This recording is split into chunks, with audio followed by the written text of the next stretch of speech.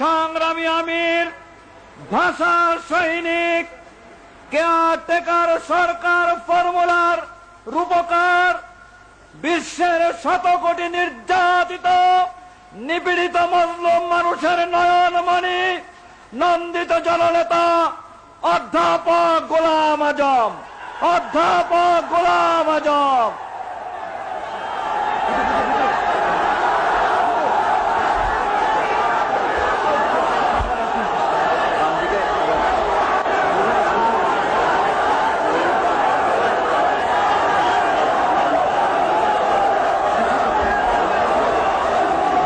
আলহামদুলিল্লাহ রাব্বিল আলামিন,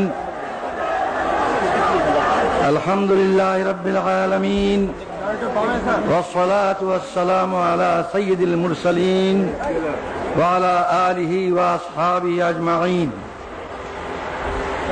এই শুকরিয়া দিবস উপলক্ষে আয়োজিত এই মহাসমাবেশের সভাপতি, ইসলামী আন্দোলনের নেতৃবৃন্দ আর আমার প্রিয় সংগ্রামী দেশবাসী, আসসালামু আলাইকুম ওয়া রাহমাতুল্লাহ।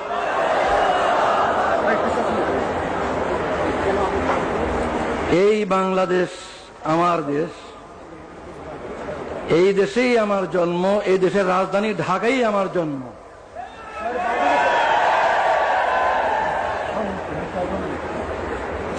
জন্মগত নাগরিকত্ব আল্লাহর দান। কে কোথায় জন্ম নেবে এটা ফয়সালা তিনি করেন। এই জন্মসূত্রে নাগরিকত্ব কেড়ে নেওয়ার কোনো অধিকার নেই। তবু কেড়ে নেওয়া হয়েছিল। আজ আমার কোনো দুঃখ নাই, আমার কোনো দুঃখ নাই। আল্লাহ তাআলা সম্মানের সঙ্গে আমার দেশের সর্বোচ্চ আদালতের মাধ্যমে আমার নাগরিকত্ব ফিরিয়ে দিয়েছেন, আলহামদুলিল্লাহ। নাগরিকত্ব হচ্ছে সকল অধিকারের ভিত্তি। যদি নাগরিকত্বই স্বীকৃত না হয় তাহলে আর কোনো অধিকারই স্বীকৃত হয় না। যেহেতু সরকার আমার নাগরিকত্ব স্বীকার করেনি এতদিন পর্যন্ত, এই কারণে রাজনৈতিক অধিকারও আমার ছিল না। সরকারের নিকট রাজনৈতিক অধিকার স্বীকৃত ছিল না, আর বাকি অধিকার তো প্রশ্নই ওঠে না। আলহামদুলিল্লাহ, আজ আমি আপনাদের মতো একজন নাগরিক, এই দেশের 12 কোটি মানুষের মতোই আমি একজন জন্মসূত্রে নাগরিক।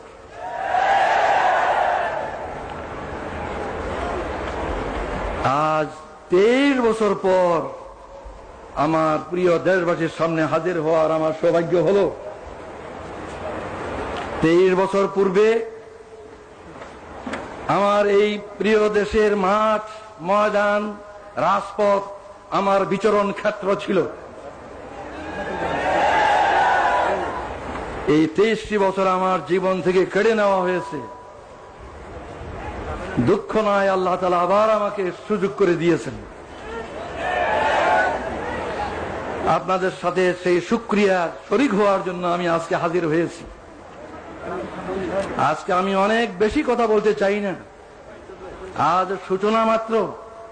ইনশাআল্লাহ কথা বলার আরো সুযোগ আল্লাহ তাআলা দেবেন, আমি আশা করি, যদি বাঁচিয়ে রাখেন আল্লাহ। আজ আমি অল্প কটি কথা বলি, আপনাদের কাছ থেকে বিদায় হতে চাই। আমার প্রথম কথা হলো, 23 বছর পর, বিগত 23 বছরের দিকে আমি দৃষ্টি দিয়ে শ্রদ্ধার সঙ্গে স্মরণ করছি আমার এই দেশের অনেক বড় বড় নেতাকে, যারা দুনিয়া থেকে চলে গিয়েছিল। তাদের মধ্যে 2জন নেতা এমন, আইয়ুব খানের স্বৈর শাসন আমলে যাদের সাথে মিলে আমি গণতান্ত্রিক আন্দোলনে একসাথে কাজ করেছি, সেই 2জন আজকে নেই দুনিয়ায়। তারা হলেন মৌলানা আব্দুল হামিদ খান ভাসানী এবং শেখ মুজিবুর রহমান। এরপর আমি স্মরণ করি আরো 2জনকে, এই দেশে গণতন্ত্র পুনর্বহালের জন্য যাদের অবদান অস্বীকার করার সাধ্য কারো নেই, সেই দুইজনও দুনিয়ায় নেই আজ। একজন জেনারেল আতাউল গনি উসমানী, আর একজন জেনারেল পরবর্তীকালে প্রেসিডেন্ট জিয়াউর রহমান। শ্রদ্ধার সঙ্গে তাদের স্মরণ করি। আরো স্মরণ করি কয়েকজনকে যারা এদেশে আল্লাহর দিন, আল্লাহর কালিমার ঝান্ডাকে সমুন্নত করার জন্য আজীবন চেষ্টা করে গেছেন। তাদের অবদানকে আমি স্মরণ করি। তারা হলেন মৌলানা আতহার আলী, মৌলানা মোহাম্মদ আব্দুর রহিম, মৌলানা মোহাম্মদুল্লাহ হাফিজি হুজুর এবং সরসিনার মৌলানা আবু জাফর মোহাম্মদ সালেহ,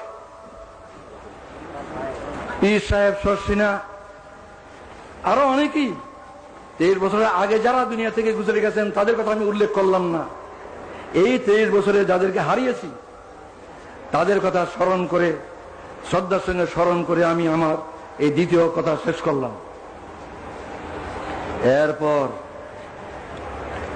72 বছর বয়সে দাঁড়িয়ে আমি ভাবছি যে আমার ডাক কবে আসে আল্লাহর পক্ষ থেকে। তিনি কতদিন দুনিয়াতে আমাকে কাজ করার সুযোগ দেবেন তিনি জানেন। আমার কোনো ব্যক্তিগত উচ্চাকাঙ্ক্ষা নাই। আমি নিজে দেশের বড় কিছু হব,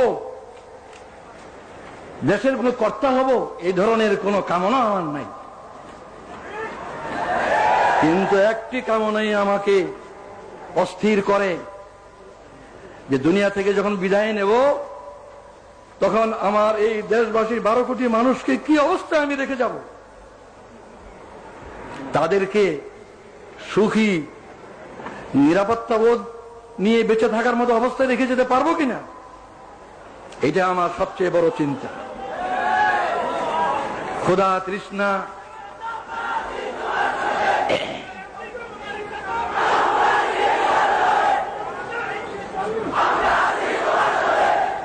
আমার এই সাধনা, এই চিন্তা কিভাবে এই দেশের স্বাধীনতা সার্বভৌমত্বকে হেফাজত করা যাবে আর কিভাবে এই দেশের জনগণকে সুখী করা যাবে।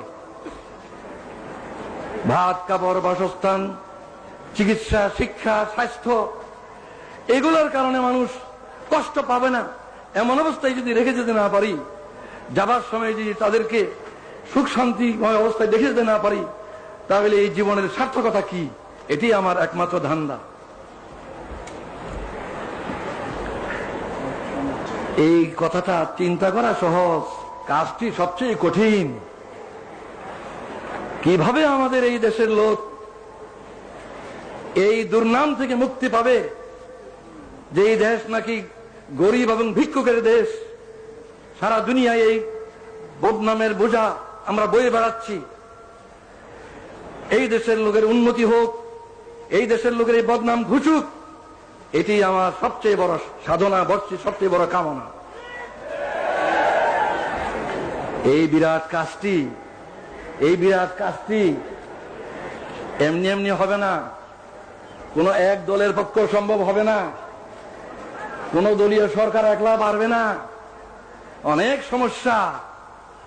তাই আমি মনে করি যে এই বিরাট কাজটি করা তখনই সম্ভব হবে যদি আমরা রাজনৈতিক ভেদাভেদ, বিদ্বেষ, হিংসা, সন্ত্রাসী রাজনীতি এবং এজিটেশনাল পলিটিক্স, উত্তেজনাপূর্ণ রাজনীতি ইত্যাদি ক্ষান্ত করে সুস্থ রাজনীতি আমরা সবাই করতে রাজি হই। আমি মনে করি যে দেশ গড়ার চিন্তা ভাবনা যাদের আছে তারাই রাজনীতি করেন,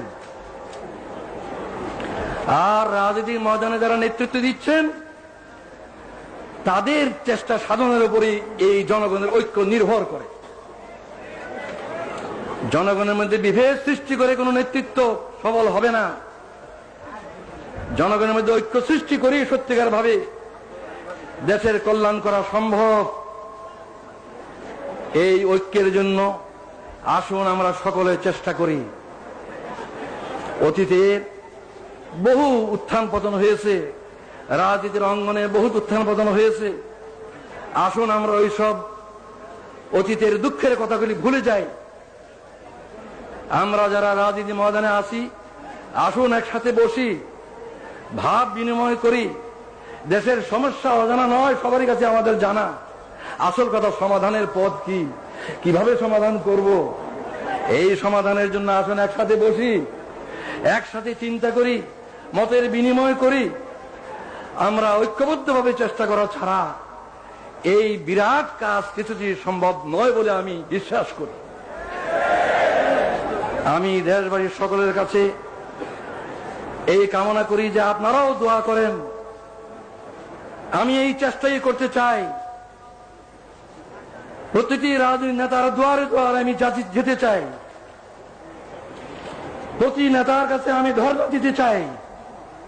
আসুন আমরা দেশকে গড়ি একসাথে মিলে।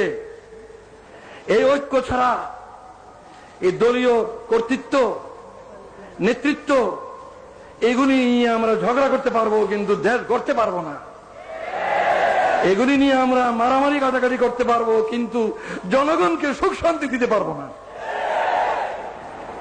আমি আর বেশি কথা বলতে চাই না।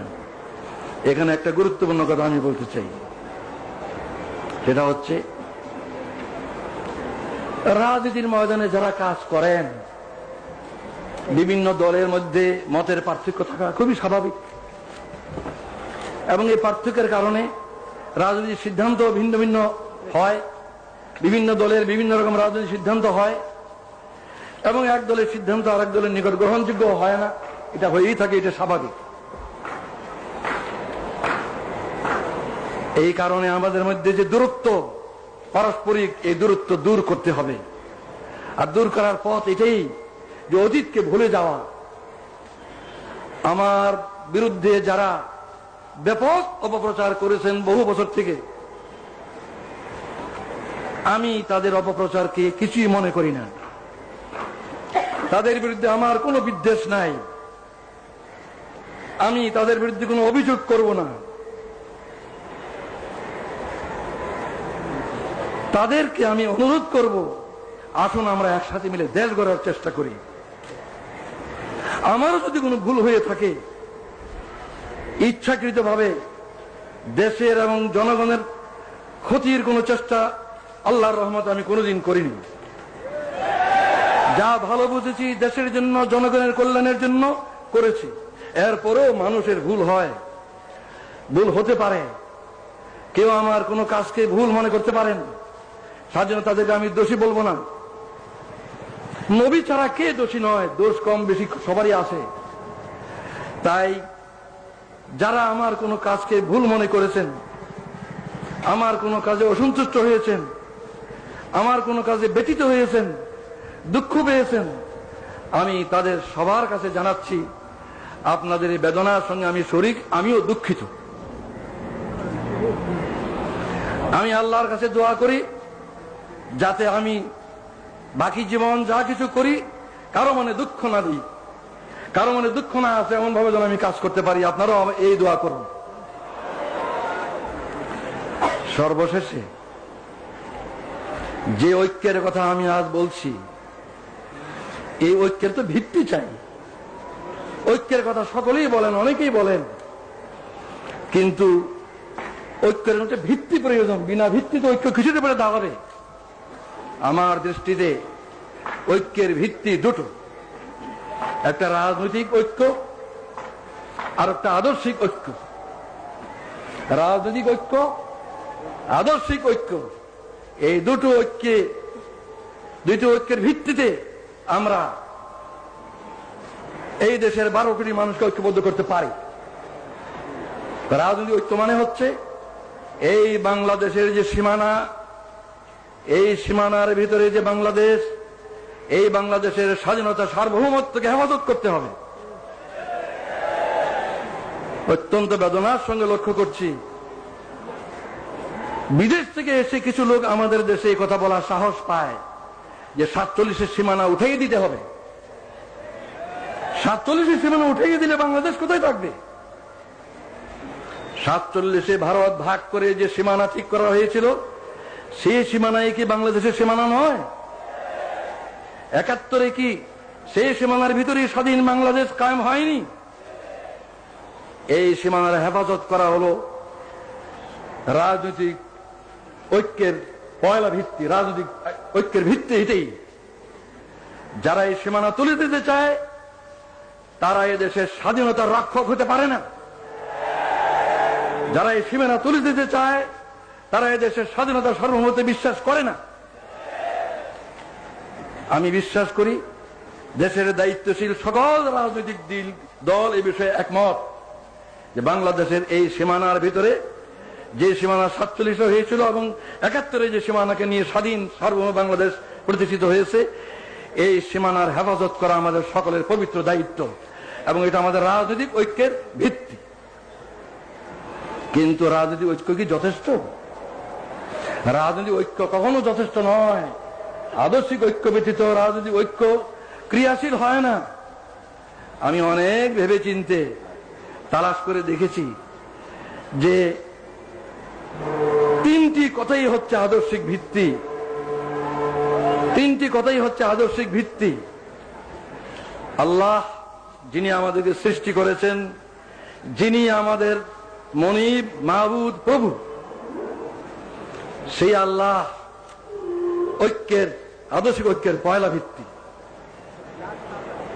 সেই আল্লাহ মানব জাতির দিশারি হিসাবে, পথ প্রদর্শক হিসাবে তার রসুলকে পাঠিয়েছেন, যুগে যুগে রসুলগণকে পাঠিয়েছেন। সর্বশ্রেষ্ঠ রসুল মুহাম্মদ রাসূলুল্লাহ সাল্লাল্লাহু আলাইহি ওয়াসাল্লাম হচ্ছে দ্বিতীয় আদর্শিক ভিত্তি। তৃতীয় আদর্শিক ভিত্তি হচ্ছে আল কোরআন, যা মানব জাতির জীবন বিধান আল্লাহর পক্ষ থেকে রসুলের মাধ্যমে এসেছে। এই আল্লাহ, আল্লাহর রসুল এবং আল্লাহর কোরআন এর কোনটাই জামাত ইসলামীর দলীয় সম্পদ নয়। এই তিনটার কোনটাই কোন দেশের কোন দলের তাদের নিজস্ব সম্পদ নয়। এই সম্পদের ভিত্তিতে আমাদের মধ্যে ঐক্য না হওয়ার আমি কোনো কারণ দেখি না। আমি অত্যন্ত আনন্দ বোধ করি যে আমাদের দেশে প্রধান প্রধান দলগুলির নেতৃবৃন্দ তারা মুসলিম। আমাদের দেশের প্রধান প্রধান দলগুলির নেতৃবৃন্দ মুসলিম। তারা নামাজ পড়েন, হজ করেন, কোরআনকে তারা অস্বীকার করতে পারেন না। নামাজ, রোজা, হজ এগুলি কোরআনই আছে, তারা এগুলি করেন। সুতরাং আমি কি করে মনে করবো তারা কোরআনকে পছন্দ করেন না? নিশ্চয়ই তারা কোরআনকে বিশ্বাস করেন। তাই আমি এই আকুল আবেদন জানাই, রাজনৈতিক ঐক্যের ভিত্তি বাংলাদেশের সার্বভৌমত্ব এবং স্বাধীনতাকে রক্ষা, আর আদর্শিক ভিত্তি হচ্ছে আল্লাহর প্রতি দৃঢ় বিশ্বাস এবং আস্থা, যেটা আমাদের বাংলাদেশের শাসনতন্ত্রে আছে। দ্বিতীয় মুহাম্মদুর রাসূলুল্লাহ সাল্লাল্লাহু আলাইহি ওয়াসাল্লামের নেতৃত্ব, তৃতীয় কোরআনের বিধান। এই ঐক্যের ভিত্তিকে যদি আমরা গ্রহণ করি, কাল থেকে আমরা দেশ গড়ার কাজ শুরু করতে পারি। আমি বিদায়ের আগে জনাব আব্বাস আলী খান সাহেব, যিনি এতদিন ভারপ্রাপ্ত আমির হিসাবে এই ভার বহন করেছেন, তিনি আমার চেয়ে 7 বছরেরও বয়সে বেশি। আমি 72 আর উনি 79। এই বয়সে উনি যে বিরাট দায়িত্ব পালন করেছেন, আমার কাঁধের বোঝা তার কাঁধে নিয়ে যে দায়িত্ব পালন করেছেন, সেজন্য এই সক্ষমতার জন্য আমি আল্লাহর শুকরিয়া জানাই। আমি তাকে মুরব্বী মনে করি বয়সের দিক দিয়ে। আমি তাকে অনুরোধ জানাই যে তিনি আমার জন্য দোয়া করবেন, যেন আমার বাকি জীবন এই দেশের কল্যাণের জন্য, এই দেশের জনগণের সমৃদ্ধি উন্নতির জন্য, সুখ শান্তির জন্য ঠিক মতো কাজ করতে পারি। আর জাতীয় ঐক্য সৃষ্টির জন্য যে আমি নিয়ত করেছি, সেই নিয়ত যেন আল্লাহ তাআলা আমার পুরা করেন। এই দোয়া করার আবেদন জানিয়ে আমি বিদায় নিচ্ছি এই বলে, আল্লাহু আকবার, বাংলাদেশ জিন্দাবাদ, জামাতে ইসলামী জিন্দাবাদ। খোদা হাফেজ।